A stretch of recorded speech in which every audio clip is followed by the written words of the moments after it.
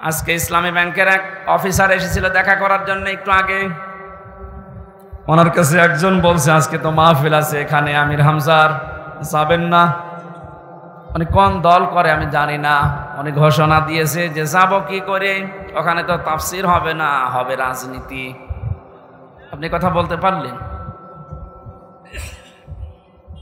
আমি কোরআনে মানুষ উল্টাপাল্টা ধারণা করবে আমার কথা শোনার পরে, জন্য আমি আয়াত, পারা, পৃষ্ঠা, লাইন, রুকু, সূরার নাম, তাফসিরের নাম সব বলে দেই, যে আপনি বাড়িতে মিলিয়ে দেখেন আমার কথা কোরআন হাদিসের বাইরে যায় কিনা। এরপরেও যে লোকটাই কথা বলেছে যে ওখানে ওয়াজ হবে না, তাফসির হবে না, রাজনীতি হবে, রাজনীতি কি ওয়াজের বাইরে? রাজনৈতিক জীবনে যারা ভুল করছেন, কোরআন আর হাদিস বাদ দিয়ে যারা রাজনীতি করে জাহান্নামে যাচ্ছেন, আপনাকে তো আমার বাঁচানো লাগবে। আপনি আরো বন্ধু মনে করে আসবেন তাড়াতাড়ি না, উল্টাপাল্টা ফতোয়া দিয়ে নিজেও আসেন না, মানুষের মন সন্দেহ তৈরি করেন। যিনি কথা বলেছেন তিনি ভুল পথে আছেন। আপনি এখন যদি তাওবা না করেন যে ওখানে গেলে রাজনীতি হবে, তাফসির হবে না, আপনি যদি একথা সজ্ঞানে বলে থাকেন, আপনার ঈমান নষ্ট হয়ে গেছে। কারণ রাজনীতি এর শব্দটা কোরআনে নেই। বলেন,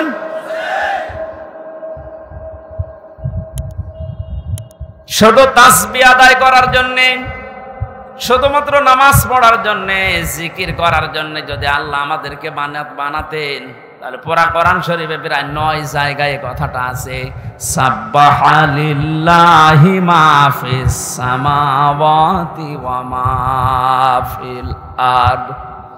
আসমান আর জমিনে যা আছে সব সৃষ্টিগুলো আমি আল্লাহর তাসবিহ আদায় করছে। তো মানুষকে সৃষ্টি করার পরে তারাও তাসবিহ আদায় করছে, কথা আল্লাহ কোরআনে দেয়নি। মানুষকে আল্লাহ কেন দিয়েছেন এই পৃথিবীতে? ইন্নী জাইলুন ফিল আরদি খলিফা, অবশ্যই জমিনে আমি প্রতিনিধি পাঠাবো, খলিফা। কি পাঠাবো? বলেন বলেন। তো কেন সৃষ্টি জগতের নাম বললেন? যে জমিন আসমানে যা আছে সবাই আল্লাহর তাসবিহ পড়ছে, আর মানুষ বানানোর আগেই তিনি বললেন আমি জমিনে পাঠিয়েছি খলিফা। এই আয়াত দুইটা সামনে রাখলে বোঝা যায় মানুষকে জিকির করার জন্য, তাসবিহ পড়ার জন্য আল্লাহ বানায়নি, আল্লাহ বানিয়েছে প্রতিনিধি হিসাবে। আপনি প্রতিনিধি হিসাবে যদি এসে থাকেন, আপনার যদি ওই যোগ্যতা না থাকে, তাহলে প্রতিনিধি আপনাকে অবশ্যই নির্বাচিত করা লাগবে। কথা বলেন না কেন? এই যে প্রতিনিধি নির্বাচিত করা লাগে, আল্লাহ যেটা করে দেখিয়েছেন, এই এদিকে তাকান, এই নির্বাচিত, নির্বাচন, এই শব্দগুলো কোরআনে কারিম থেকে নেওয়া। আল্লাহ পাক বলেন হুয়াজতাবাকুম ওয়া মা জাআলা আলাইকুম ফিদ্দীনি মিন হারাজ। তিনি আল্লাহ যিনি তোমাদেরকে নির্বাচিত করেছেন। কি করেছেন? নির্বাচিত কখন করা হয়? যখন নির্বাচন হয়। 15 বছর তো নির্বাচনই হয়নি, তো নির্বাচিত কিভাবে হইল? তার মানে যারা ছিল সব অনির্বাচিত। নির্বাচিত যেন করা যায় সেজন্যই তো ফিল্ড লাগবে। সমান সমান ফিল্ড না হলে আপনি নির্বাচিত করবেন কি করে? আমিরে জামাত ডাক্তার শফিকুর রহমান এইটাই তো জানাতে যাচ্ছে জাতির কাছে, যে যারা দায়িত্বে আছে তাদেরকে একটু সময় দেন, তারা এই ফিল্ডটা তৈরি করে দিক। এটা ছিল না বলেই তো আপনি আন্দাজে অনির্বাচিত, নির্বাচিত বলে আপনি ঘোষণা দিতেন। ফিল্ড যদি তৈরি না হয়, আপনি তো আবার ওইভাবে দিনের ভোট রাতে করে বলবেন আমিও নির্বাচিত। 4-5 দিন আগে এদেরকে দিয়ে একটা ষড়যন্ত্র চলছিল। নির্বাহী আদেশের মাধ্যমে আইন মন্ত্রণালয় থেকে যারা দায়িত্বে আছে, বিনা ভোটে, বিনা নির্বাচনে, 900 ভোটে যে মানুষগুলো আন্দাজে নির্বাচিত হয়েছি বলে ঘোষণা দিয়েছিল, একবারে উপজেলা চেয়ারম্যান, মেয়র সব বাদ দিয়ে দিয়েছে। ওই মানুষগুলো শুরু করেছিল, না আমরা তো নির্বাচিত। কিসে নির্বাচিত? তুমি তোমাকে ফিল্ড তৈরি করেছিলে। আমার তো মনে হয় এদেরকে যারা সাহায্য সহযোগিতা করেছে এই ভোটে দাঁড়ানোর মাধ্যমে নাম দিয়ে এরা অপরাধী, কারণ এরা নির্বাচিত করতে দেয়নি। এজন্য এ দলও আছে ও দলও আছে, সব দিকে আছে। জাতীয় পার্টির নাম ধরে বলছি এদের শাস্তি আরো বেশি হওয়া দরকার। কেউ রাজি হয় না আর তুমি আগে আগে চলে গেলে মানে। আল্লাহ বলছেন হুয়া জিতাবাকুম, তিনি নির্বাচিত করেন। নির্বাচন না হলে উনি নির্বাচিত করবে কি করে? আর নির্বাচিত করার জন্য আল্লাহ প্রতিনিধিদের মাধ্যমে এটা তৈরি করেছেন। আমরা এখন নির্বাচিত করব কাদের, সেই কথা আল্লাহ কোরআনে দিয়েছেন। আমার নিজেরও মনে হচ্ছে যা বলছি সবই তো রাজনীতি, আসলে এইটাই রাজনীতি। আপনি যেটা করতেন কোরআন হাদিস বাদ দিয়ে ওটা দুর্নীতি, আর আমি কোরআন দিয়ে যেটা প্রমাণ দিয়ে বলছি আপনাকে বাঁচানোর জন্য, এইটাই আসল রাজনীতি। কাকে নির্বাচিত করবেন? কোরআনে কারীম জানিয়েছে সূরা নিসা 5 নম্বর পারার 6 নম্বর পৃষ্ঠার 9 নম্বর লাইনের 59 নম্বর আয়াতে আছে, প্রথম অংশে পাবেন। এটা তাফসিরে ইবনে কাসিরেও আছে, ফি জিলালিল কোরআনেও আছে। ব্যাখ্যাগুলো লম্বা করে বলতে গেলে সময় যাবে আর কণ্ঠ পারবে না, এইজন্য আমি খুব সামারাইজ করছি, বোঝার জন্য বলছি। ইয়া আইয়ুহাল্লাযীনা আমানু আতিউল্লাহা ওয়া আতিউর রাসূলা ওয়া উলিল আমরি মিনকুম। এখানে আলেম বসে আছে, যারা এখানে বসেন কোরআন হাদিস তারা একটু খেয়াল করবেন, যারা বসেন না তারা আরে অ্যাক্টিভ হবেন যেন বাড়ি যেয়ে মিলাতে পারেন। আল্লাহ ডাক দিয়েছেন ইমানদারেরা আমার আনুগত্য করো, আমার রাসূলের আনুগত্য করো। আর তোমাদের ভেতরে যারা উলিল আমর, নেতৃত্ব দেয়, নেতা যারা, তাদেরকেও মেনে চলো। প্রশ্ন আমার এখানে, আতিউ এটা ফেল, ভার্ব, এটা ক্রিয়া।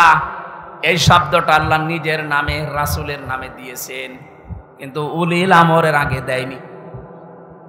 এ কথা বলেন না কেন? শুধু জি বলা না, এটা নিয়ে যাওয়া লাগবে যা একটা বাড়িতে। তাহলে ওই যেই লোক ইসলামী ব্যাংকের অফিসারের কাছে বলেছে যেখানে রাজনীতি হবে, ও জীবনের কথা বলবে না। আতিউ শব্দটা আল্লাহ নিজের নামে রাসূলের নামে দিলেন, উলিল আমরের আগে দেয়নি। কেন দেয়নি? কারণ আল্লাহ রাসূলকে মানা লাগবে, কোনো প্রশ্ন করা যাবে না। কথা বলেন না কেন? কিন্তু উলিল আমর যদি মেনে চলতে হয়, যেহেতু ওনারা, আল্লাহকে তো আপনি এখানে পাচ্ছেন না, রাসূলকে পেয়েছিলেন কিন্তু এখন নেই, কিয়ামত পর্যন্ত তো উনি আসবেনও না, কিন্তু উলিল আমর তো আসবে। এই জন্য উলিল আমরকে যদি আপনি মেনে চলতে চান, দেখতে হবে উপরে বর্ণিত এই দুইটা আছে কিনা, আল্লাহ রাসূলকে ওই লোকটা মেনে চলে কিনা। আপনি যাকে নেতা মানবেন, যার নেতৃত্বে চলবেন, যাকে আপনি নির্বাচিত করবেন, আমি এই শব্দগুলো কি বানাচ্ছি? হুয়া জিতাবাকুম, এ জিতেবা মানে নির্বাচিত করা। নির্বাচন না হলে নির্বাচিত করা যায় না। আল্লাহ তাহলে নির্বাচনের মাধ্যমে নির্বাচিত করেছেন আমাদেরকে। কোটি কোটি মানুষেরা উম্মত হওয়ার জন্য আশা পেশ করেছিল, আকাঙ্ক্ষা, কিন্তু আল্লাহ তাদের বাছাই করেনি। আল্লাহ শুধু আমাদের মতো মানুষগুলোকে উম্মতে মুহাম্মদী নির্বাচিত করেছেন। সুবহানাল্লাহ বলতে পারেন? মুসা নবীর মতো, ঈসা নবীর মতো এত বড় পাওয়ারফুল নবীরা আকাঙ্ক্ষা করেছিল যে আমরা নবী হয়েছি ভালো, কিন্তু নবী না হয়ে যদি মুহাম্মদুর রাসূলুল্লাহর উম্মত হতে পারতাম তারপরও ভালো হতো। আল্লাহ বলেন না। একজনেরটা কবুল হয়েছিল হযরত ঈসার, এজন্য তিনি আসবেন দুনিয়ায় আবার নবী হয়ে না, উম্মত হয়ে। মুসা নবীর মতো এত বড় নবীর দোয়া কবুল আল্লাহ করেননি যে না তোমারটা হবে না। আপনি টের পাচ্ছেন যে নির্বাচিত হয়ে আমরা কত দামি জায়গায় আছি। বাংলার মুসলমানেরা, আজকে এই ওয়াজটা যদি আপনি বাড়ি নিয়ে যেতে না পারেন, এরকম ওয়াজ 1 বছর পরে একদিন না, প্রতিদিন 24 ঘন্টা হলেও আপনার কোনো কাজ হবে না। এই জন্য আতিউ শব্দটা আল্লাহ দেওয়ার কারণে আল্লাহ রাসূলকে মানতে গিয়ে আপনি কোনো প্রশ্ন করতে পারবেন না, বুঝে আসুক আর না আসুক। হয়তো আপনার স্বল্প জ্ঞানে বুঝে আসছে না, কথা বলেন না কেন? তা আল্লাহ আপনার চাইতে ভালো বোঝে না, বোঝে না? কিন্তু উলিল আমর যারা, এদেরকে মানতে হলে মাস্ট বি, অবশ্যই দেখা লাগবে লোকটা আল্লাহ রাসূলকে মেনে চলে কিনা। যদি মেনে চলে তাকে মানা ফরজ, যদি মেনে না চলে তাকে মানা হারাম। হযরতে সাদ ইবনে আব্দুল্লাহ ইবনে সাদ রাদিয়াল্লাহু তাআলা আনহু বিবাহ করার পরে খোরমা বিলি করলেন, মিষ্টি বা খোরমা খেজুর।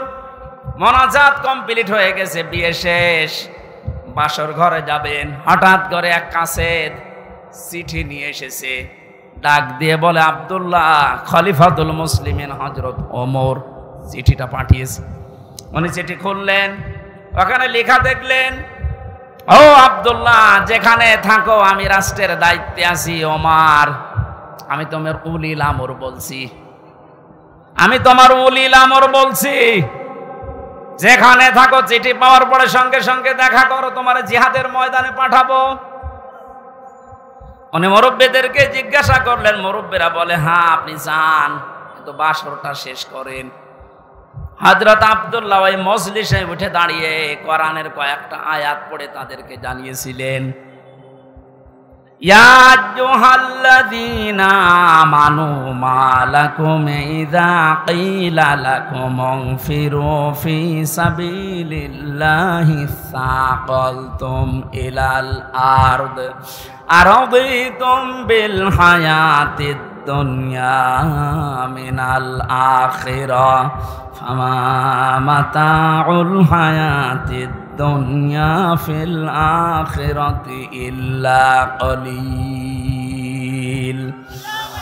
সূরা তাওবার ভেতরে আছে, আমি শব্দটা বোঝানোর জন্য আয়াতটা পড়লাম, খুব ভালো করে মিলান। তিনি মুরব্বীদেরকে বললেন, হে আমার মুরব্বীরা, আমার মাথার তাজ, আপনারা সম্মান করি আপনাদের।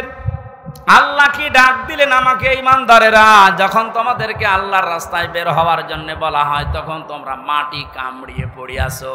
তোমরা কি দুনিয়ার জীবন পেয়ে সন্তুষ্ট হয়ে গেলে? অথচ আখিরাতের তুলনায় দুনিয়ার জীবন একেবারেই সামান্য।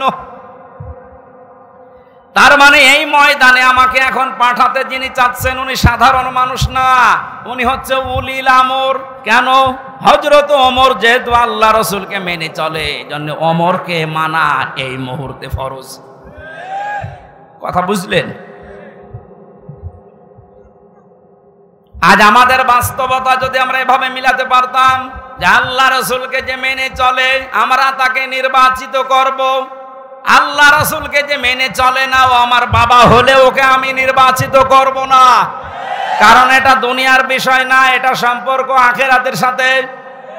নয়তো আমি ধরা খাবো। আপনি যে ধরা খাবেন তার প্রমাণ কি? সূরা বানী ইসরাঈল 15 নম্বর পারা 8 নম্বর পৃষ্ঠা 3 নম্বর লাইনের 72 নম্বর আয়াতের প্রথম অংশে আছে। বাড়ি যে মিলাবেন, যদি বিশ্বাস না হয় আবার ওই লোকের মতো আবার বললেন না যে না আজকে রাজনীতি হচ্ছে। ইয়াউমা নাদউ কুল্লা উনাসিম বিইমামিহিম। আল্লাহ পাক বলেন, কিয়ামতের দিন আমি প্রতিটি মানুষকে বিচারের দ্বিতীয় স্টেপে, প্রথম স্টেপে ডাকবে একা একা, আর দ্বিতীয় স্টেপে প্রতিটি মানুষকে আল্লাহ ডাক দেবে তার নেতার সাথে। কার সাথে? আগে নেতা, এরপরে কর্মী। এটা রেকর্ড হয়ে সারা বাংলাদেশে কালকে ছড়িয়ে যাবে। 18 কোটি মানুষের দায়িত্ব নিয়ে এখন আমি বলছি, কান খাড়া করেন দেশের মানুষেরা। কোরআনের চোখ, হাদিসের চোখ লাগিয়ে দেখতে পাচ্ছি আপনি জাহান্নামে যাচ্ছেন। আপনার নিজের বিবেকের কাছে বলেন তো, কিয়ামতে প্রতিটি মানুষকে আল্লাহ যেহেতু তার নেতার সাথে তুলবে, যেই নেতার আদর্শ আপনি মেনে চলেন, যাকে নির্বাচিত করবেন বলে আপনি ভোট দেওয়ার সিদ্ধান্ত নিচ্ছেন, আপনি নিজে থেকেই বলেন ওই লোকটা যদি কিয়ামতে আপনার সামনে দাঁড়ায় আপনি তার পেছনে। আল্লাহ তো আগে ওকে দেখবে, এরপর আপনাকে। আপনার কি মনে হয় ওর যা অবস্থা, ওর যা চরিত্র, ওর যা সুরত সিরাত, ওরে দেখলে আল্লাহ মাফ করবে বলে মনে হয়? দেখলেন? বলছেন না তো, এখনই ধরা খাবে।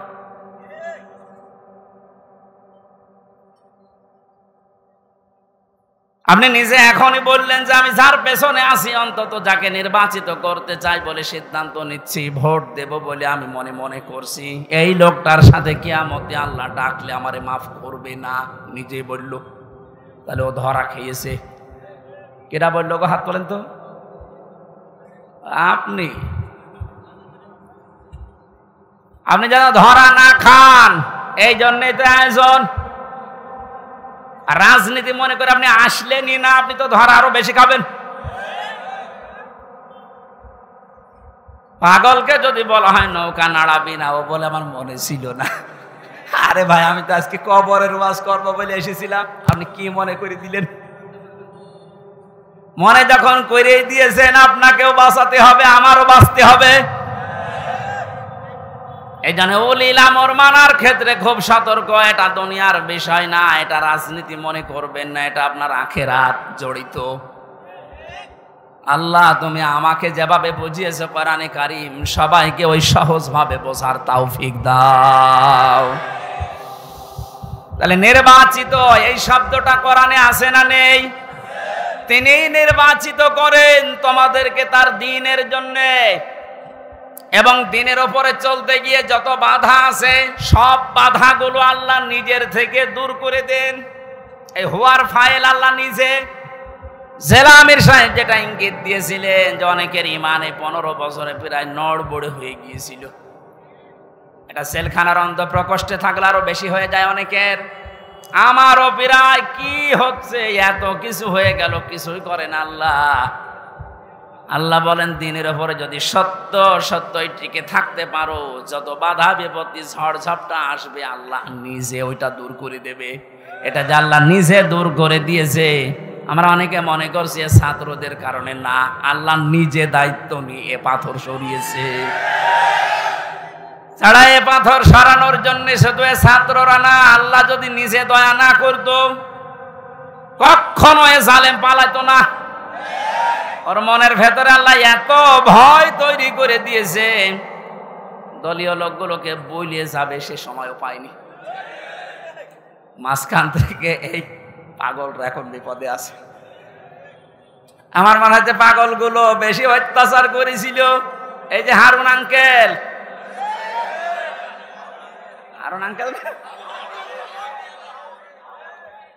ওনার নাম এখন সারা পৃথিবীতে জানে, 3 ইঞ্চি। কি নাম দিয়েছে, মহিলারাও 3 ইঞ্চির খবর নেই। মেয়ে লোক সেও বলে 3 ইঞ্চি, ধরা পড়েছে। 5 তারিখের পর থেকে আজকের এই 31 তারিখ পার হয়ে আজকের 1 তারিখ পর্যন্ত বারবার ঘোষণা দেখেছে আমাদের অভিভাবক যিনি, শুধু বাংলাদেশের না, গোটা পৃথিবীর ইসলামী আন্দোলনের অভিভাবক তিনি এখন ডাক্তার শফিকুর রহমান। দূর থেকে উল্টাপাল্টা ধারণা করতে পারেন যে কি এমন উনি জেনারেল শিক্ষিত একটা ডাক্তার। আরে ভাই, তার ইখলাস জানেন, তার তাকওয়া জানেন, তার ইবাদতের খবর জানেন। আমি ছিলাম তার সাথে 4টা দিন।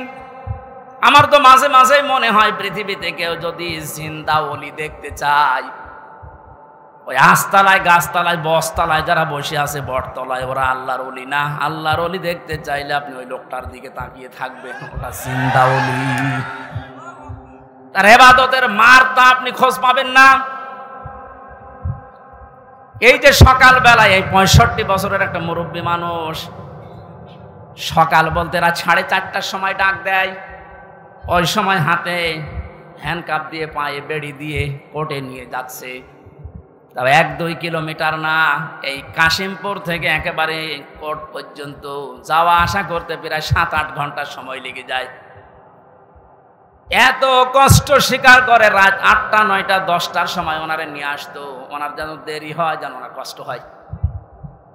ঘরে আসার পরে দেখতাম, বলতাম, মুরব্বী খাবার খাবেন না, ঘুমিয়ে পড়েন। আমারে বলছে হামজা ঘুমাও। যত পাশেই ছিলাম মাঝে মাঝে জিজ্ঞাসা করতাম যে এত কষ্ট করে আসলেন, ঘুমাবেন না? আমারে বলছে ঘুমাও, আমি এখন কিছু সময় আল্লাহর জিকির করব, দরুদ শরীফ পড়ব। 2-2.5 ঘন্টা ঘুমিয়ে যে মানুষটা রাত 9:30, 10টার সময় কোর্ট থেকে এসে 2 ঘন্টা 2.5 ঘন্টা পর্যন্ত ঘুমিয়ে এরপরে তাহাজ্জুদের নামাজে হাফেজ কিনা আমি জানি না, যতটুকুই পড়তো এরপরে সেজদায় পড়ে যেত। 40-45 মিনিট 1 ঘন্টা দেখি সেজদায় পড়ে আছে।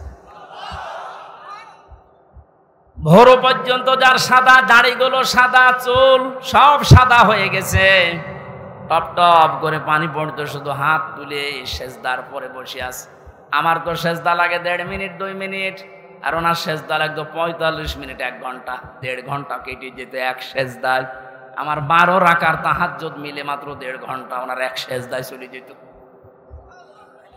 বাকি তাকওয়ার খবর তো বাস্তবে আপনি টের পাননি। প্রতি সোমবার বৃহস্পতিবার রোজা রাখার নিয়ম, কয়জন মহারথী আছে এখানে আমল করে? সারাটা জীবনে আমল করতে করতে আসতেছে, খালি ধারণা করে দূর থেকে, হ্যাঁ কি জানে, এত ডাক্তার মানুষ। তার যে এলেমের বহর, একটা জেনারেল মানুষ হয়ে কোরআনে কারিম এরকম গভীর গভীর কথা বলা আমি বিশ্ববিদ্যালয়েও পাইনি। আরে ভাই, আমি তো ভার্সিটিতে শেষ করে আসলাম, আমাদের বহর তো আমি দেখেছি। ডাক্তার মানুষের কাছে থেকে কোরআনে কারিমের শব্দের এত গভীরে যেতে পারতেন আমি দেখেছি বাস্তবে, যে জীবনে ওই রকম কথা আমি কোনোদিন শুনি নাই। অনার্স মাস্টার্স করেছিলাম, তো এক একটা শব্দ যখন বলতেন এমন এমন শব্দের অর্থ নিয়ে আসতেন যে কোনোদিন কল্পনাও আসে না যে শব্দের ভেতরে থাকতে পারে। দিনের ওপরে চলতে গিয়ে কোন বাধা আল্লাহ নিজের থেকে দূর করে দেয়, রাখেন না। এটা আমি আগে জানতাম না, ওই সময় জেনেছি। আল্লাহ পাক বলেন, তোমাদেরকে যেহেতু আল্লাহ নির্বাচিত করেছে লক্ষ লক্ষ কোটি কোটি উম্মত থেকে, সুতরাং তোমাদের দাম কম না, অনেক বেশি। তোমাদের পরে ঝড় ঝাপটা বিপদ আপদ আসবে আল্লাহ জানে, কিন্তু আসলে আল্লাহ থাকতে দেবে না, স্থায়ী হতে দেবে না। আল্লাহ নিজে দায়িত্ব নিয়ে ওই ঝড় ঝাপটা বিপদ আপদ তার নিজের দায়িত্বে দূর করে দেবে। আল্লাহ এইটাই করে দিয়েছে। এই কথা বলে না কেন? নাই তাই 15 বছরে কত মহারথী তো চেষ্টা করলো, সব চেষ্টায় প্রায় বিফল হয়ে গেছে। ছাত্র আন্দোলনের নামে যারা নেমেছিল, এ মানুষগুলোর সাথে মাস্ট বি আল্লাহ আবাবিল পাঠিয়েছিল। জালেমদের মনের ভেতরে আল্লাহ ভয় তৈরি করে দেন। এ দায়িত্ব কার? আরো জোরে। এটা তৈরি করেন কাদের কারণে? যে মানুষগুলোর ভেতরে ইখলাস আছে যত বেশি, তাকে দেখলে জালেমরা ভয় পায় তত বেশি। আমরা 15 বছর অনেক জালেমকে ভয় পেয়েছি তার অত্যাচারের কারণে, আর আমিরে জামাতকে এখনো জালেমরা ভয় পায় তার তাকওয়ার কারণে। বাংলার মুসলমানেরা, আমি যেটা বোঝানোর জন্য পর্যন্ত এসেছিলাম, শহীদ যারা হয় এদের নিয়ে যারা উল্টাপাল্টা ধারণা করেন, কোনোদিন এই মুখ দিয়ে কথা বলবেন না যে ওনারা মরে গেছে, এমনি না, ওনারা জীবিত, কিয়ামত পর্যন্ত শুধু জীবিত এইটাই থাকবে, কিন্তু আমরা টের পাই না। এর পরের কথা আল্লাহ দিয়েছেন, মানুষ যেহেতু ধারণা করতে পারে, মুখে হয়তো বলে না, কিন্তু ধারণা করতে পারে যে মরে গেছে। আল্লাহ ধারণার উপরে নোটিশ দিয়েছেন, ওয়ালা তাহসাবান্নাল্লাযীনা কুতিলু ফি সাবিলিল্লাহি আমওয়াতা বাল আহইয়াউন ইনদা রাব্বিহিম ইরযাকুন। সূরা আলে ইমরান 4 নম্বর পারা 11 নম্বর পৃষ্ঠা 9 নম্বর লাইনের 169 নম্বর আয়াত। এটা তাফসীরে কাবীরে পাবেন। আল্লামা ফখরুদ্দিন রাজি রহমতুল্লাহ আলাইহি ব্যাখ্যা করতে গিয়ে লিখেছেন, ওই পৃথিবীর মানুষেরা মুখ দিয়ে তো বলবেই না, অন্তরে যেন এ ধারণাও কোনোদিন না আসে যে শহীদরা মরে গেছে। এটা ধারণাও করা যাবে না। বালাহিয়াউন, বরং তারা জীবিত, বরং তারা কি? আরো জোরে। ইনদা রাব্বিহিম ইরযাকুন, তারা তাদের রবের কাছে খাবার খাচ্ছে। শহীদ আবু সাইদের বাড়িতে গিয়েছিলাম, যে গরিব মানুষ, 6টা ছেলে ওনার, এটাই ছোট। ওনার বাবা মারে বলছিল, যে অবস্থায় ওদের বাড়ি ঘর দেখলাম, আমার মনে হয় 3 বেলা পেট পুরে খাবার খাওয়ার মতো পরিবার না।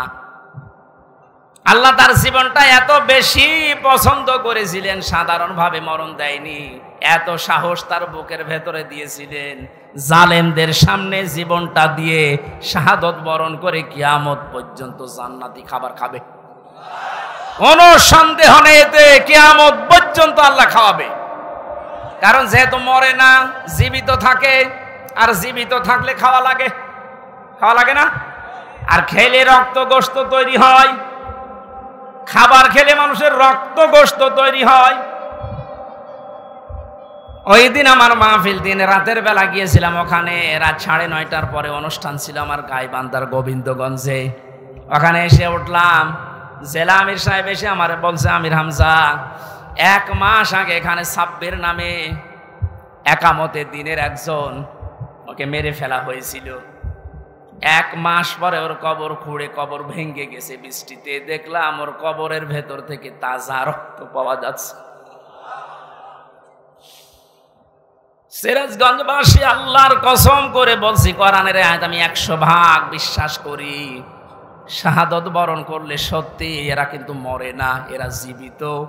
আর জেগে থাকলে যেহেতু খাওয়া লাগে, আর খেলে মানুষের রক্ত গোশত চর্বি চামড়া তৈরি হয়। 1 মাস পরে এই জন্য কবর ভেঙে যাওয়ার পরে দেখা যাচ্ছে ওর রক্ত টাটকা রক্ত। তার মানে আল্লাহ 1 মাস তাকে না খাওয়িয়ে রাখে নাই। না খাওয়িয়ে রাখলে তো পাওয়া যেত না। কথা বলেন না কেন? একটা বাস্তব, আর একটা প্রমাণ দিচ্ছি, হাদিস। হযরতে হামজা রাদিয়াল্লাহু তাআলা আনহু, তার একটা ছোট্ট মেয়ে ছিল। সে শহীদ হওয়ার পরে নবীজির কাছে এসে বলেছিল, ভাই আমার বাবা যে শহীদ হয়েছে, আপনার মুখে আমি শুনেছি, কোরআনে আছে যে শহীদরা মরে না, জীবিত, ওরা নাকি জান্নাতে ঘুরে বেড়ায়। আমার বাবা যে শহীদ হয়েছে জীবিত, আমি এটা দেখতে চাই। নবীজি বললেন, বোন আমার কি করে দেখাবো এখানে তোমাকে? হঠাৎ করে ছোট মেয়েটা আকাশের দিকে তাকিয়ে বলছে, আব্বু আমি এখানে। নবীজি বলছেন, বোন কাকে ডাক দাও? বলছে, আব্বু ওই যে পাখা লাগিয়ে কার সাথে যেন উড়তেছে। বিশ্ব নবী বলেন, বোন আমার, ওটা দুনিয়া না, ওটা জান্নাতের ভেতরে তোমার বাবা জান্নাতের পাখি হয়ে উঠতেছে। এই লোকটাকে 70 টুকরা করা হয়েছিল, এক লজ্জা স্থান কেটে 3 টুকরা করেছে, বিভিন্ন জায়গায় ছড়িয়ে ছিটিয়ে দিয়েছে, উহুদের ময়দানে, পাহাড়ি এলাকায়। সাহাবায়ে কেরাম তার লাশ টুকরা টুকরা গুলো এনে যখন এক জায়গায় করলেন, কয়েকটা টুকরা আর পাওয়া যায়নি, এমন দূরে দূরে তারা ফেলে দিয়েছে। নবীজি নিজের চাদরটা দিয়ে হযরতে হামজাকে ঢেকে দিলেন, মাথা থেকে হাঁটু পর্যন্ত ঢেকেছিল হাদিস এটা, পার বেরিয়ে থাকে, ঢাকা যায় না। আল্লাহর নবী মুহাম্মদুর রাসূলুল্লাহ নিজে সাহাবীদেরকে দিয়ে পাহাড়ি এলাকার লতা পাতা দিয়ে তার পাটা ঢেকে দিলেন, কবরে রাখলেন। যেহেতু জানাজ, তার জন্য কাফন দাফনের জন্য ধোয়ানোর কোনো লাশ ধোয়ানোর সিস্টেম নেই, শহীদরা মরে গেলে ধোয়ানো লাগে না। যেভাবে ইন্তেকাল করবে, শাহাদত বরণ করব, ওইভাবেই কবর দেওয়া লাগবে। কারণ কিয়ামতের দিন উনি ওইভাবে আল্লাহর সামনে উঠে দাঁড়াবে।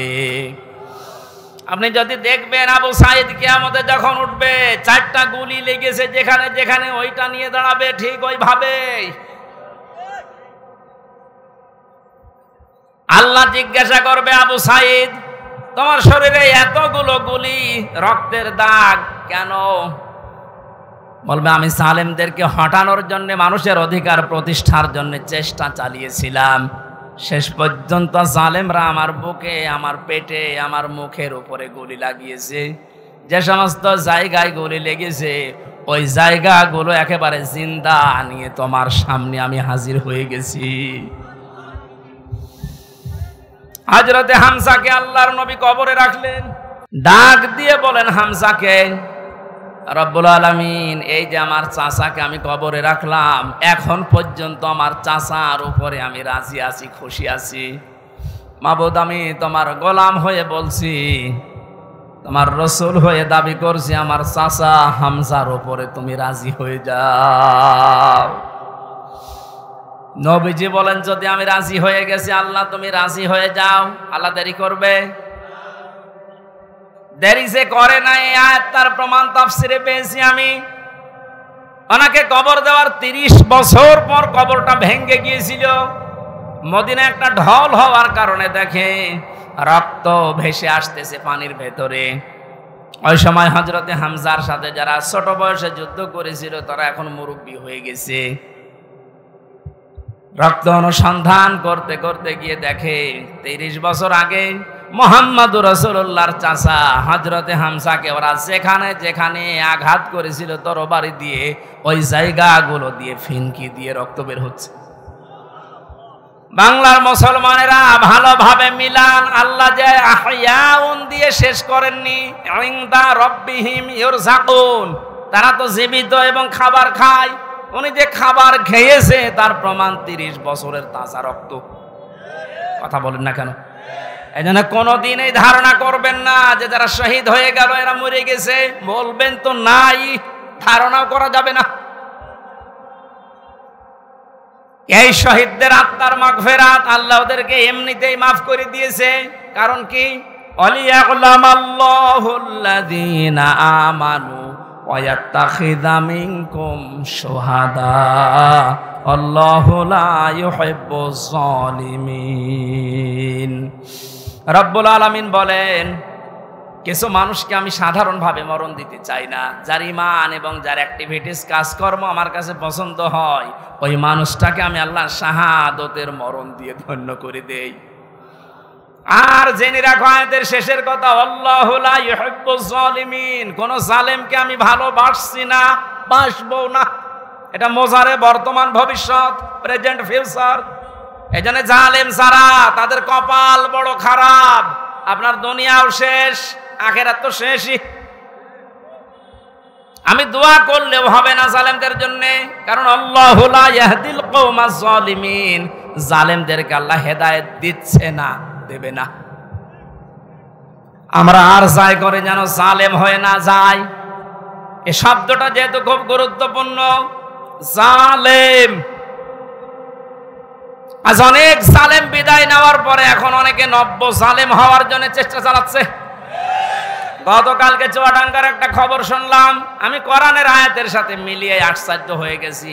জালেম বিদায় নিল, এ জালেম আসলো কোত্থেকে? সূরা বাকারার ১১৪ নম্বর আয়াতটা, এই এদিকে তাকান।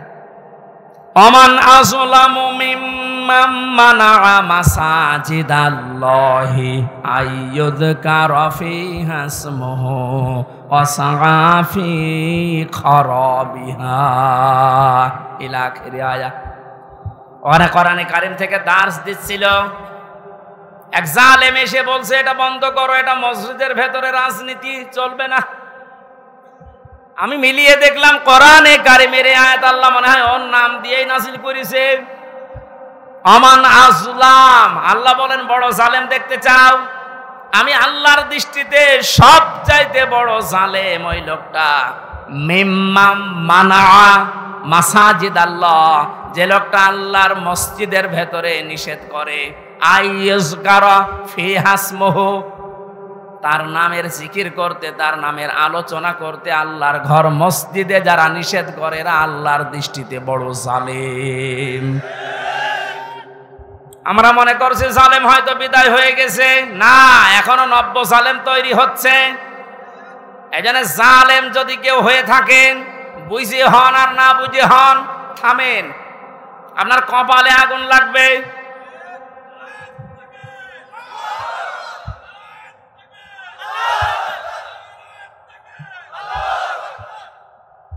এটা সূরা শুআরার ভেতরে আছে, শেষ নাম্বার আয়াত। আল্লাহ বলেন অতি শীঘ্রই জালেমরা তাদের পরিণতি, তাদের আশ্রয়স্থল দেখতে পাবে। এই জালেমরা যেমন আজ দেখতে পাচ্ছে, এত বড় দরবেশ কেউ দেখলাম জুলুম করার ফল কি? দাড়ি কেটেও বাঁচতে পারে না। আল্লাহ বলেন জালেমদেরকে আমি ধরি, কারণ জালেমের বিরুদ্ধে আমার মামলা। কার মামলা? শব্দটা লক্ষ্য করেছেন? জালেমের বিরুদ্ধে হামজা মামলা দেবে না, জালেমের বিরুদ্ধে মামলা দেবে কে? ডাক্তার শফিকুর রহমান আজকেও ঘোষণা দিয়েছে কুষ্টিয়ায় যে আমরা সবাইকে সাধারণ ক্ষমা করে দিলাম, কিন্তু যে পরিবারগুলো অত্যাচারিত হয়েছে তারা যদি এখন অত্যাচারের প্রতিশোধ নিতে গিয়ে কিছু করে, ওইটার জন্য আমরা দায়ী না।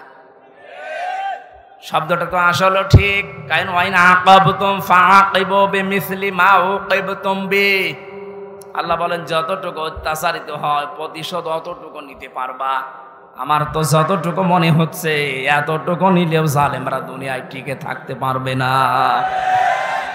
আপনাকে ব্যারিস্টার আরমানের মতো 8 বছর যদি মাটির নিচে ওই কবরের ভেতরে রাখা যায়, আপনি যত বড় জালেম হন এমনি মরে যাবেন। আল্লাহ তো বলেছে যতটুকু করেছে অতটুকু করো, আপনি পারবেন?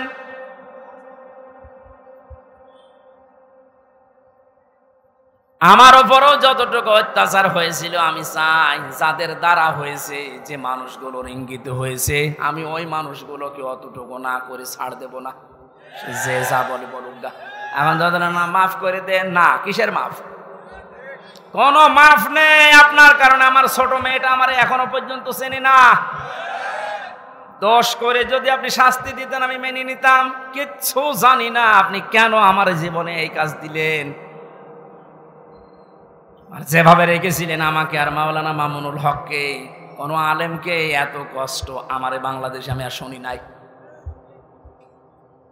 আপনি আমার মতো একটা ছোট মানুষকে 24 ঘন্টা তালাবদ্ধ রেখে মনে হচ্ছে আমি ফাঁসির কন্ডেম ছেলে আছি, কত বড় অপরাধী। অথচ যে মামলাও দিয়েছিলেন, শাস্তি দিলেও 3 মাসের বেশি আপনি রাখতে পারেন না। এটা মূল্য চুরি মামলা।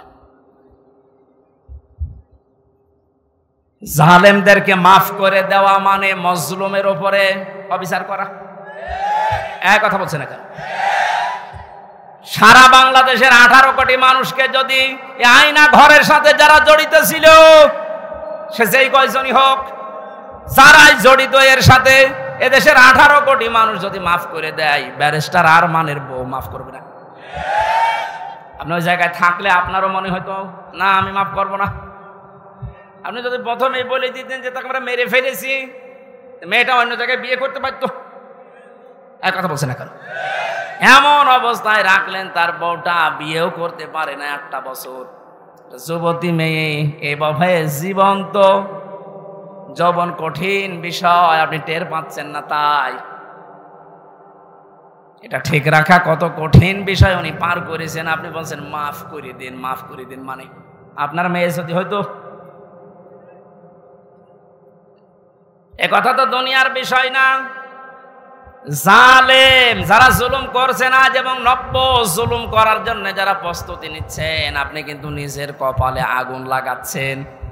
এজন্য আল্লাহর ঘরের ভেতরে যদি আল্লাহর নাম, আল্লাহর কোরআনের কথা কেউ বলতে নিষেধ করে, এটা দুনিয়ায় সব চাইতে বড় জালেম।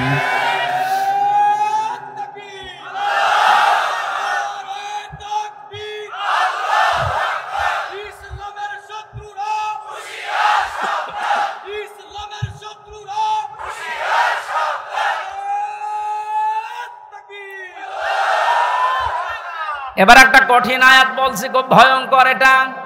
আমি যে জালেম জালেম জালেম বলছি বারবার, কেন জানেন? কারণ জালেমদের বিরুদ্ধে আল্লাহ নিজে অভিযোগ দায়ের করবেন, নিজে মামলা ঠুকে দেবেন।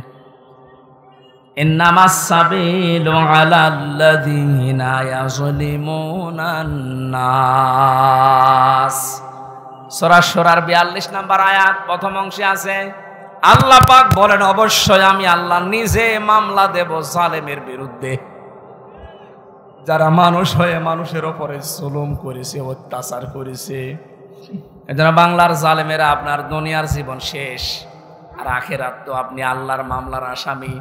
যিনি বিচারপতি, যিনি রায় দেবেন, তিনি যদি মামলার বাদী হয়, আপনি তো একেবারে সরাসরি খালাস পেয়ে যাবেন। বলেন না কেন? আমার মামলার যারা আসামি, যারা বাদী ছিল, যারা আমার মামলার যারা বাদী ছিল, তারা টাকা পয়সা বহু খেয়েছে আকিস গ্রুপের কাছ থেকে। গত পরশু দিন আকিসের মালিক আমারে বলছে, হুজুর আপনাকে আমরা চাকরি দিয়েছিলাম আমাদের মসজিদের খতিব হিসাবে, ওই শয়তানরা আপনাকে পেছে ফেলে আমাদের কাছে কয়েক কোটি টাকা 5 তারিখের আগ পর্যন্ত নিয়েছে। যদি 5 তারিখ না আসতো ওরা এখনো টাকা নিত। আমার মামলার আয়োজক লোকটা মেজানুর রহমান, টেকের হাটে বাড়ি। আমার মনে হয় ওরে পেলে পিটিয়ে মানুষ জনগণ মেরে ফেলবে। আর বাকিগুলোর নাম একবার বলেছিলাম ওই কুষ্টিয়ার এক মাহফিলে। তারা পরের দিন বলছে, হুজুর আর নাম বললেন না, কিছু হলে কিন্তু আমরা মারা পড়ে যাব। এমন ভয় আছে জালেমরা, দেখেন। তবে এই যে লোকটা, এই লোকটা 5 তারিখের আগের দিন 4 তারিখ রাত্রে টাকা নিয়েছে, এই মামলার আয়ুটা ও এখন নাই, থেমে গেছে। আমার মনে হয় 5 তারিখ বাংলাদেশে না আসলে ও শয়তান এখনো টাকা নিত।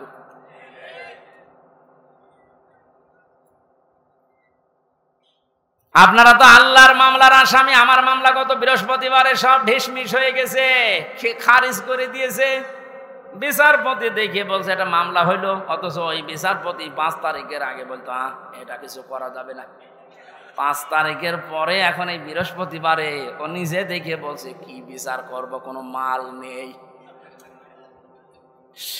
অনেক নিজে পড়ে পড়ে দেখছে, বলছে কোনো মাল ম্যাটারেস নেই, কি দেখে বিচার করব, যা সব বাদ। আমাদের সবাইকে খালাস দিয়ে দিয়েছে। যে খালাসি যখন দিয়ে দেবেন, 3 বছর আপনি বিনা কারণে জেল খাটালেন, কোন কারণে? খালাস দেওয়া মানে কি কোনো অপরাধ নেই, কোনো দোষ আমরা পাইনি নাকি? খালাস দেওয়া মানে তো এই, তাহলে দোষ তো আমার নেই, আপনি নিজেই প্রমাণ করে দিলেন। বিনা কারণে যে 3টা বছর নষ্ট করলেন। গতকালকে একজন মুসলমান হয়েছে পরশুদিন। আমার মনে হয় 3টা বছরে যদি আমি বাইরে থাকতাম, এই 20 সালের আগ পর্যন্ত 53 জন মানুষ মুসলমান হয়েছিল কোরআন শোনার পর। বের হয়ে একজন হয়ে গেল। 3 বছর থাকলে আমার মনে হয় এখনো পর্যন্ত 50 জনের উপরে মানুষকে আমি জান্নাতে নিতে পারতাম। আপনি সুযোগ থেকে বঞ্চিত করে দিলেন।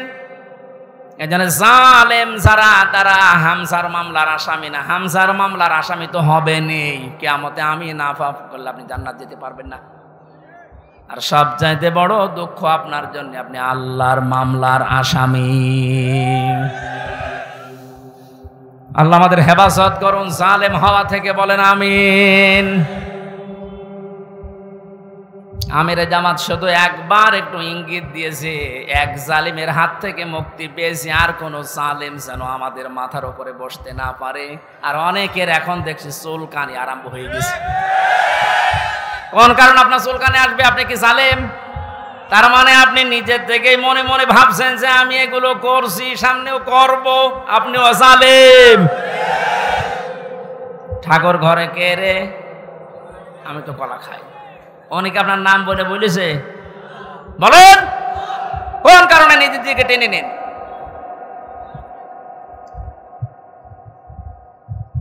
পাপ যদি পূর্ণ হয়ে যায় তখন কিন্তু আল্লাহ আর ছাড় দেয় না।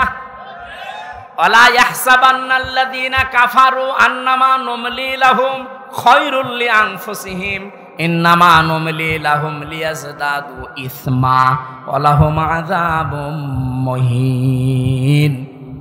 কাফেররা ধারণা করে আমাদের চেয়ার যে বসে আছি, ক্ষমতার চেয়ার, এর নড়ন চড়ন নেই, এটা মনে হয় আল্লাহ ভালোবেসে আমাদেরকে দিয়েছে। আল্লাহ বলেন না, ওরা মনে করে আমাদের কল্যাণের জন্য চেয়ার, আমরা যা করছি সবই তো বৈধ। আল্লাহ বলেন তোদেরকে তোদের পাপের বোঝাটা পরিপূর্ণ করার জন্য আমি আল্লাহ চেয়ারে বসিয়ে রেখেছি। ওরা সর্বশেষ পাপের বোঝা পরিপূর্ণ করেছে ইসলামী আন্দোলন, একামতে দিন, জামাত ইসলামকে নিষিদ্ধ করার মাধ্যমে। এটা না করলে পাপের বোঝা পরিপূর্ণ হচ্ছিল না। যেই শয়তানগুলোর পরামর্শ এটা করেছিল, শয়তান এখন সব ডিম খাচ্ছে, সবগুলো ডিম খাচ্ছে, পচা ডিম। কথা বলে না কেউ? লিয়াজদাদু ইসমা, ওদের পাপের বোঝা 5 তারিখের আগ পর্যন্ত পূরণ হয়নি। যেই করেছে 1 তারিখে, 4 তারিখের ভেতরে আল্লাহ সব কমপ্লিট করে। আল্লাহুম আযাবুম মুহিন, ওদের জন্য অপমানজনক শাস্তি। এর চাইতে আর কত অপমান হবে বলেন? বলছিলেন না জানজিলা আমের যে কেক মারছে, আমার মনে হয় আমরাও সুযোগ পাচ্ছি না, সুযোগ পেলে আমরাও 2-1টা দিতাম। কারণ আপনারা যা করেছেন আমার সাথে, কম বেশি এই দেশে যদি 10 জন আলেমকে পরিস্থিতির দিক থেকে, এলেম আমল না, শুধু পরিস্থিতির দিক থেকে 10 জন মানুষকে সারা বাংলাদেশে চেনে, তার ভেতর আমি একজন। এটার ভেতর থেকে শুনতে শুনতে আসে যে হামজা বলে একজন আছে। গাড়িতে আসার সময় মায়ের কোলে বসে বসে কি খাচ্ছে, চিপস খাচ্ছে, আর বলছে ওই যে হামজা যাচ্ছে। তার মানে ও পেটের ভেতরে শুনে এসেছে যে হামজা নামে একজন আছে। এইরকম একটা পরিচিত মানুষের সাথে আপনি আমার মাজায় দড়ি দিয়ে, মায়ের ভেতরে বেড়ি দিয়ে, তাও ডান্ডা বেড়ি, হাতের ভেতরে আপনি হ্যান্ডকাপ দিয়ে, কালো কাপড় দিয়ে চোখ বেঁধে আপনি 11 ঘন্টা টাঙিয়ে রাখলেন, আপনি মানুষ। আবার যখন দড়ি দিয়ে টেনে নিয়ে যেত আদালত প্রাঙ্গণে, মনে হতো তো ছাগল টেনে নিয়ে যাচ্ছে। আর ওই কয়েকতলা আছে তো, ওই অন্য জায়গা থেকে একে অন্যের সাথে তাকিয়ে টিপমনি কাটতো, ঠিকই হচ্ছে। এবার আমরাও বলি যে ঠিকই হচ্ছে। ওই আপনি সব বলেন, আপনি সব বলেন।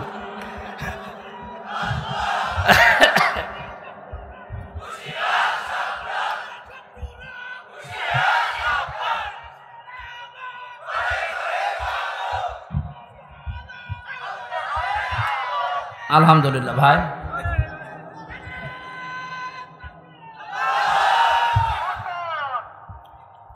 আমাদের মুরব্বী আমাদের মাথার তাজের কথা মতো আপনাদেরকে আমরা মাফ করে দিলাম, কিন্তু আপনারা যা করেছেন, কোরআন হাদিস পড়ে যা বুঝছি, আল্লাহ আপনাদের মাফ করবে না, আল্লাহ নিজে আপনাদের বিরুদ্ধে মামলা দেবে। এজন্য জালেম যারা এবং জালেম এখন যারা নতুন করে হচ্ছেন, আপনারা আল্লাহর মামলার কেসের আসামি। খুব গুরুত্বপূর্ণ বিষয় এটা, খেয়াল করে জীবন চালাবেন। যে মানুষগুলোর আত্মার মাগফিরাত এবং রূহের আহত মানুষদের সুস্থতায় কামনায় এ তাফসির মাহফিলের আয়োজনে, বিশাল আয়োজনে যারা আঞ্জাম দিয়েছে, যারাই খেদমত করেছে এত বড়, আল্লাহ প্রত্যেককেই তাদের মনের কামনা বাসনা পূরণ করুন। আমরা বারবার বলছি, আমরা কিন্তু এখনো পর্যন্ত বিজয় অর্জন করতে পারি নাই, আমরা শুধুমাত্র স্বাধীন হয়েছি কেবল। আমরা জুলুম মুক্ত হয়েছি, এখনো পুরোপুরি না, ষড়যন্ত্র তো থেমে নেই। এই জন্য আসল বিজয় হবে তখন যখন দেখব কোরআনে কারিম দিয়ে 56,000 বর্গ মাইল চলছে। কারণ এই দেশটায় 53 বছরে বাবা চালিয়েছে, স্বামী চালিয়েছে, চাচা চালিয়েছে, বুবু চালিয়েছে, ভাবি চালিয়েছে, সবই আমি না দেখিয়ে মুরব্বীরা দেখিয়েছে। এক কথা বলে না কেন? শুধুমাত্র এখন দেখতে বাকি আছে এইটা দিয়ে চললে কেমন লাগে, এইটা দিয়ে যেন সংসদ চলে, দেশটা চলে, দেখতে চান না?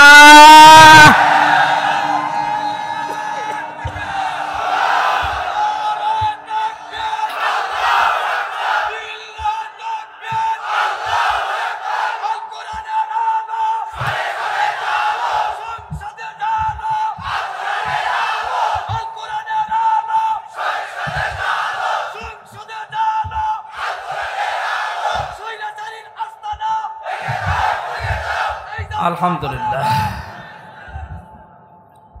অনেককে এখন এই নতুন একটা পায়তারা আজ 2 দিন থেকে শুনছি আরম্ভ করেছে যে ইসলাম যদি যায়, এরা ভুলভাল আপনাদেরকে বোঝাচ্ছে, যদি ইসলাম যায় মেয়েরা আপনারা কিন্তু আবার ঘরবন্দি হয়ে যাবেন।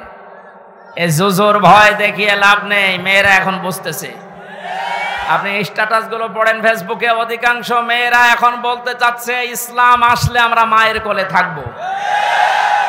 আমিরে জামাত ঘোষণা দিয়েছে, যদি আল্লাহ আমাদেরকে কবুল করেন, মেয়েরা যে নিরাপত্তা পাবে, কিয়ামত পর্যন্ত এই দেশের মেয়েরা ভুলতে পারবে না যে আবার কোরআন বাদে অন্য কিছু আসুক।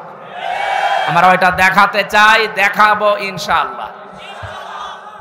কোরআনের সূরা সূরা, সূরা মানে সংসদ, সূরা মানে কি? যেহেতু সংসদ নির্বাচন সামনে আসছে, সংসদ নির্বাচন করার জন্য যে 7টা পদ্ধতি আছে, 7টা গুণ দেখে দেখে নেতা নির্বাচন করা যায়, ওই কথাগুলো আল্লাহ সূরা সূরার ভেতরে দিয়েছেন। আমরা মাত্র একটা আয়াত পড়েছি, আয়াতের নাম্বারও 7। কত? আমরা সব কিছু বাদ দিয়ে সরাসরি কোরআনের আয়াতে যাচ্ছি। আল্লাহ পাক বলেন, ওয়াকাযালিকা আওহাইনা ইলাইকা, আমি এইভাবেই করে হে নবী আপনার প্রতি ওহী নাজিল করেছি। এই আয়াত নাজিল করা দেখে বোঝা যাচ্ছে এর আগেও আল্লাহ বিভিন্ন নবীদের উপরে ওহী দিয়েছিলেন নাকি? ধারাবাহিকতায় বিশ্ব নবীও পেয়েছেন। আল্লাহর নবীকে আল্লাহ যেটা দিলেন কোরআনান আরাবিয়্যা, নবীকে যে আল্লাহ ওহী দিয়েছেন তার নাম আরবি কোরআন। কি কোরআন? এই ভাষাটা যেহেতু আমাদের মাতৃভাষা না, এই জন্য আমাদের কাছে একটু কঠিন লাগে। কিন্তু পৃথিবীতে সবচাইতে সহজ ভাষা আল্লাহ জানিয়েছেন আরবি ভাষা। ওহী যেহেতু কোরআনে কারিম আরবি ভাষা এসেছে, মুসলমানেরা আমাদেরকে এখন ইমানের দাবি অনুযায়ী আরবি ভাষায় শুদ্ধ করে কোরআন শিখতেই হবে, মাস্ট বি। আমি অনেক পীর সাহেবের মুরিদ, অনেক ইসলামী আন্দোলনের ভাইদেরকেও দেখেছি কোরআনে কারিমের কাছে যে ওরা দুর্বল। শুদ্ধ করে কোরআন পড়া বোঝার যে সিস্টেমগুলো চালু আছে, এটা 100 এখন আমাদের ফলো করা লাগবে। আমি যতটুকু দেখতেছি প্র্যাকটিক্যাল লাইফে যে রিপোর্টগুলো পূরণ করা হয়, প্রতিদিন 3 আয়াত 5 আয়াত 10 আয়াত আপনি যা পড়বেন শুদ্ধ করে পড়বেন, বুঝবেন এবং এটা লিখে রাখবেন। এই সিস্টেম যদি কেউ 4 মাস 6 মাস 1 বছর পালন করতে পারে, আস্তে আস্তে তার শুদ্ধ হয়ে যাবে। আর এটা হওয়ার জন্য দেশে একটা বিশ্ববিদ্যালয় আছে, তার নাম জামাতে ইসলামী। আমি অন্য কোনো জায়গায় এসে সিলেবাসটা পাইনি। আপনি যা যা করেছেন সবগুলো পয়েন্ট আকারে ওখানে লেখা লাগে। আপনার জীবন এমনি পরিশুদ্ধ হয়ে যাবে। নিজেকে যদি পবিত্র করতে চান, পরিশুদ্ধ করতে চান, ফিরে আসেন। আহ্বান জানাচ্ছি, দাওয়াত দিচ্ছি। নয়তো আবার বলবেন যে আল্লাহ আমি দাওয়াত পাইনি। এই জন্য দাওয়াত দিয়ে দিলাম। যদি বিশ্ববিদ্যালয়ে পড়ার ইচ্ছা থাকে, আপনি মূর্খ মানুষ হন, অসুবিধা নেই। বিশ্ববিদ্যালয়ে যদি পড়াশোনা করার মন মানসিকতা থাকে, ইচ্ছা থাকে, বাংলাদেশ জামাতে ইসলামীতে আপনি যোগ দিয়ে পড়া দেখবেন বিশ্ববিদ্যালয়ের মতো। আপনার জীবন ঠিক ওই ধাঁচে গড়ে তুলবে। একটা মানুষ সব দিক থেকে পারদর্শী হয়, অথচ লোকটা দেখেন ডাক্তার। আজকে কুষ্টিয়াতে ভাষণ দেওয়ার সময় তিনি উদাহরণ দিচ্ছিলেন। উনি কিন্তু একটা সার্জন ডাক্তার, অপারেশন করতেন। তার মানে ডাক্তারি লাইনে উনি সর্বোচ্চ। কোরআনে কারিমের লাইনে তো আমি নিজে দেখেছি তার জ্ঞানের বহর এবং শুদ্ধ। হাদিসের লাইনে উনি পাণ্ডিত্য অর্জন করেছে অনেক আমাদের মতো হাজারো আলেমের চাইতেও বেশি। ইংরেজিতে বক্তব্য দিচ্ছে। অনেকে আছে ইংরেজি বক্তব্য দূরের কথা, ইংরেজির নাম শুনলে ভয় পায়। কথা বলছে না কেন? চারিদিক থেকে জ্ঞান অর্জন করার জন্য লোকটাকে যে জায়গা থেকে তুলে নিয়ে এসেছিল আল্লাহ, ওখানে যদি এতদিন থাকতেন বড় নাস্তিক হয়ে যেতেন ইনুর মতো। সেখান থেকে আল্লাহ তুলে এনে কত বড় দায়িত্ব দিয়েছে তার মাথার উপরে। এই জন্য এই বিশ্ববিদ্যালয়ে আপনিও ভর্তি হতে পারেন, এখনো সুযোগ সময় আছে। আপনাকে আমরা জান্নাতে নিয়ে যেতে চাই বিশ্ববিদ্যালয়ে ভর্তি হওয়ার মাধ্যমে। সাফ কথা বলছি, জীবনে গুনাহগার যদি হয়ে থাকেন, গুনাহ অল্প স্বল্প যায় থাক, যদি একামতের দিন কায়েম করা লাগবে দিন, এই আন্দোলনের সাথে একনিষ্ঠভাবে ইখলাসের সাথে লেগে থাকতে পারেন, আমি কোরআন হাতে নিয়ে গ্যারান্টি দিতে পারি আল্লাহ আপনাকে জাহান্নামে দেবে না। সূরা সফের আয়াত। আবার বলছি, ইসলামী আন্দোলন যদি দুনিয়ায় করেন, একামতের দিন কায়েম করার জন্য ইখলাসের সাথে অ্যাক্টিভিটিস নিয়ে যদি ময়দানে থাকেন, কায়েম হলে ভালো, না হলেও আপনার অসুবিধা নেই। আপনাকে আল্লাহ জাহান্নামে দেবে না, হ্যাঁ জান্নাতেও দেবে না কয়েকটা কারণে। তার ভেতরে 1 নাম্বার, আপনি যদি মা বাবার সাথে বিয়াদবি করে থাকেন জান্নাত পাবেন না। আর এই বিশ্ববিদ্যালয়ে আসলে মা বাবার সাথে বিয়াদবি করার কোনো রাস্তা খোলা নেই। সবগুলো একেবারে ট্রেনিং দিয়ে দিয়ে ওই পর্যায়ে নিয়ে যাওয়া হয়। মানুষের মতো মানুষ হওয়ার জন্যে, দেশ প্রেমিক মানুষ হওয়ার জন্যে এই দেশে ওপেন বলছি, ইসলামী ছাত্র শিবির ছাড়া কোনো রাস্তা খোলা নেই। আপনি যদি চ্যালেঞ্জ দিতে চান, নিয়ে আসেন অন্য সংগঠনগুলো, আমি একটা শিবিরের ছেলেকে নিয়ে যাব, তামাম দুনিয়া সব নিয়ে আসেন। 100 ভাগ না হলে আমি 99 ভাগ গ্যারান্টি দিতে পারি। ওদের চরিত্র যদি 100 ভাগের 10 ভাগ ঠিক হয়, এর চরিত্র 100 ভাগের 70 ভাগ ঠিক থাকবে। আল্লাহ রাব্বুল আলামিন কোরআনে কারীমকে যেহেতু ওহী হিসাবে আরবি ভাষায় দিয়েছেন, এখানে শুনলাম একটা মাদ্রাসা আছে। আমি যে বাড়িতে ছিলাম তিনি বলছিলেন আপনাদের একটা সুযোগ আছে আল্লাহর এই ওহীকে শিক্ষা করার জন্য, এরকম মাদ্রাসায় আপনি ভর্তি হয়ে যান যে বয়সে থাকেন। কোরআন শুদ্ধ করা ছাড়া, কোরআন পড়া ছাড়া আল্লাহর নিকটবর্তী হওয়া যাবে না। ইমাম মালিক বলেছিলেন, মাবুদ তোমার প্রিয় হওয়া যায় কিভাবে? 100 বার তিনি আল্লাহকে স্বপ্ন দেখে একই কথা বলেছিলেন যে তোমার প্রিয় হওয়া যায় কি করে? আল্লাহ পাক বলেন, ইমাম মালিক কোরআন পড়ো, কোরআন পড়ো। উনি বারবার প্রশ্ন করতেন, আল্লাহ বুঝে পড়বো না বুঝে পড়বো? আল্লাহ পাক বারবার জবাব দিয়েছেন, বুঝে পড়ো না বুঝে পড়ো, শুদ্ধ করে পড়ো, তার তিলের সাথে পড়ো, আমি আল্লাহর প্রিয় পাত্র হয়ে যাবে। এজন্য আমরা যেহেতু মালিকের প্রিয় হতে চাই, এজন্য আমাদের শুদ্ধ করে মাস্ট বিয়েটা পড়া শেখাই লাগবে। আল্লাহ রাব্বুল আলামিনের পরে বলেন, লিতুনযিরা উম্মাল কুরা ওয়া মান হাওলাহা। হে নবী, এই কোরআন দিয়ে আপনি মক্কার এবং মক্কার আশেপাশে যা আছে, এই আশপাশ বলতে তামাম দুনিয়া বুঝিয়েছেন আল্লাহ। তাফসীর ইবনে কাসিরে লিখেছে, ওমান হাওলাহা মানে সমগ্র পৃথিবী। সুতরাং এখন নবী নেই, উনি থাকলে এই কাজটা করতেন। সৌদি আরব থেকে বাংলাদেশে এসে আপনাদেরকে সতর্ক করতেন। এই সতর্ক বাণী পড়া কোরআন শরীফে আছে 500টা। কয়টা? সবচাইতে বেশি যেই বিষয়টা দিয়ে মানুষ সতর্ক হতে পারে তার নাম কিয়ামত। কারণ এইটার জবাবদিহিতা যতদিন পর্যন্ত আপনি উপলব্ধি করতে না পাবেন যে কিয়ামত হবে, আল্লাহ বলেন, তুনজিরা ইয়াউমাল জামিউ লা রাইবা ফি। ওই দিন সম্পর্কে সতর্ক করো যেদিন সম্পর্কে কোনো সন্দেহ নেই, সন্দেহের অবকাশ পর্যন্ত নেই। মানুষের জীবন পরিচ্ছন্ন হওয়ার জন্য 8টা মাধ্যম আছে, তার 1 নাম্বার মাধ্যম এইটা যে যত বেশি জবাব দিতে হবে, আল্লাহর দরবারে দাঁড়াতে হবে, এরকম টেন্ডেন্সি যত বেশি তৈরি করবে তার জীবন তত বেশি পরিচ্ছন্ন হবে।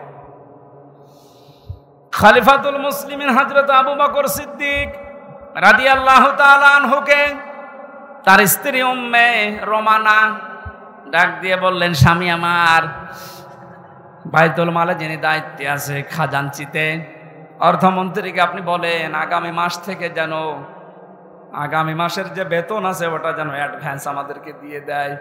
উনি বললেন, কেন? ছেলে আপনার পায়েস খেতে চেয়েছে, পায়েসের টাকা আমাদের কাছে নেই। চলে গেলেন বাইতুল মালে, ডাক দিয়ে বললেন, আমার কিছু টাকা পয়সা লাগবে, যেহেতু এ মাসের টাকা আমি নিয়েছি, আগাম মাসের টাকা আমার অ্যাডভান্স দিয়ে দেন। বাইতুল মালে যিনি দায়িত্বে ছিলেন তিনিও ওই রকমই তেল মারা মানুষ না। তিনি ডাক দিয়ে বললেন, খলিফা, টাকা আমি আপনাকে আগাম মাসের দিতে পারি, আপনি আগামী মাস পর্যন্ত বেঁচে থাকবেন, ওইটা লিখে দেন। উনি বলছে, টাকা আমার লাগবে না। বাড়িতে যে স্ত্রীকে বলছে, স্ত্রী আমি পারলাম না, আমাকে এই কথা শুনিয়েছে।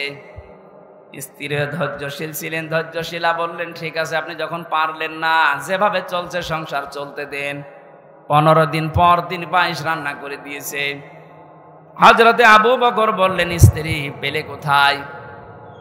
আপনাকে বলেছিলাম, আপনি তো অপারগতা প্রকাশ করলেন, আপনি পারেননি। আমি প্রতিদিন 1 মণ 1.5 মণ করে তুলে রাখতাম এই আটা চাউল, যাই বলেন।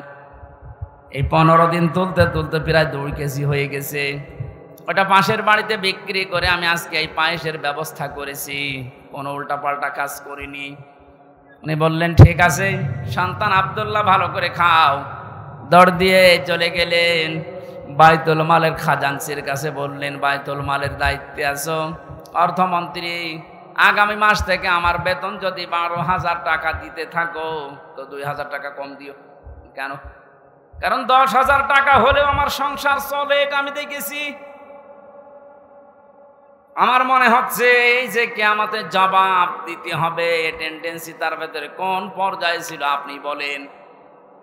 আর 1628 জন মানুষ দায়িত্বে আছে, দায়িত্বে যে সরকার আছে থাক, এর এই 1628 জন মানুষ শুধু এখন যদি আবু বকরের মতো এই চিন্তা নিয়ে দেশটা চালায়, আমার মনে হচ্ছে 16 ঘন্টায় এই দেশটা একেবারে রোল মডেল হয়ে যাবে। এতদিন যারা রোল মডেল করেছিল, কি মডেল দেখিয়েছেন আপনি? কি মডেল দেখিয়েছেন? এটা একটা জরিপ পেলাম আজকে, এটা শোনালে আপনার মাথা খারাপ হয়ে যাবে। অবশ্য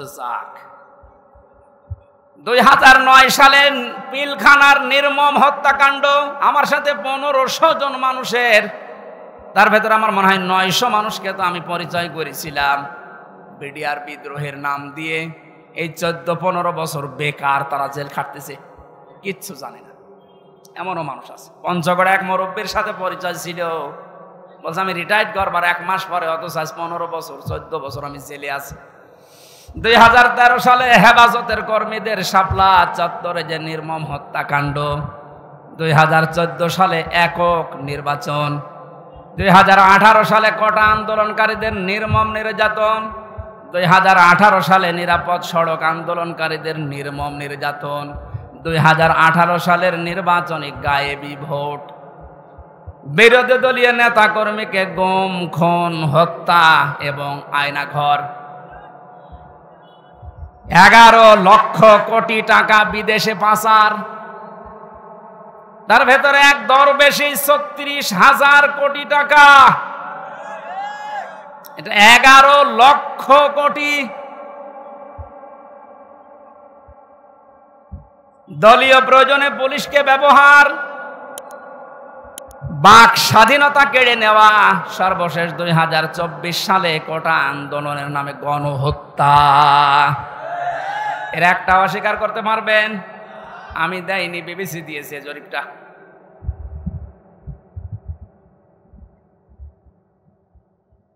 এই জন্য তো বলছি 1628 জন মানুষ যদি এই বাংলাদেশে এখন হযরতে আবু বকরের এই মন নিয়ে দেশটা চালাতে পারে, আন্দাজে উল্টা পাল্টা টার্গেট দেওয়া লাগবে না। কি রোল মডেল বানিয়েছিলেন, এই যে জরিপ এখন সামনে আসতেছে। কত বড় দুর্নীতিগ্রস্ত একটা রাষ্ট্র হয়ে গেলে বাইতুল মোকাররমের ইমাম পর্যন্ত পালিয়ে যায়। একটা বড় মসজিদের খতিব, সে লোকটাও পালিয়ে গেল, তার মানে কোন জায়গাটা বাকি আছে আপনি বলেন? কোন জায়গা বাকি নেই। একটা মসজিদের খতিব যদি পালিয়ে যায়, আসলটা তো পালিয়েছে, মসজিদের খতিব পালিয়েছে, তার মানে তামাম দুনিয়া দেখেছে যে আপনি কোন পর্যায়ে দুর্নীতিকে নিয়ে গিয়েছিলেন। আর রোল মডেল বানিয়েছেন বাংলাদেশকে। রোল মডেল হবে হযরতে আবু বকরের চিন্তা নিয়ে আসেন